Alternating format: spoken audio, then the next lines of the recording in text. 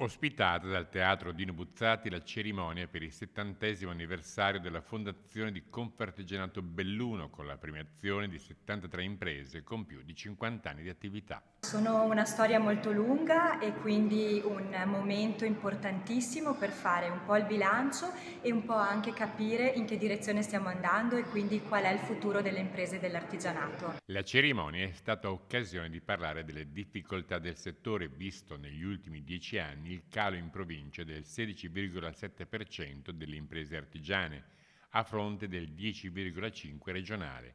Ribadita anche la necessità di politiche di sostegno per l'artigianato montano, tra cui la defiscalizzazione e l'istituzione di un assessorato veneto per la montagna, sul modello di quanto già fatto in altre regioni. Nonostante i numeri che sicuramente danno un segnale di difficoltà, noi abbiamo uno slogan per oggi: 70 anni di testa, mani e cuore. Altro tema affrontato è stato quello delle Olimpiadi Milano-Cortina 2026, con la speranza ci sia uno spazio per le eccellenze artigiane, auspicando che l'evento possa diventare un'opportunità per il territorio. Oggi è l'occasione per ribadire l'importanza di questo grande segmento per l'economia e per la società che è l'artigianato.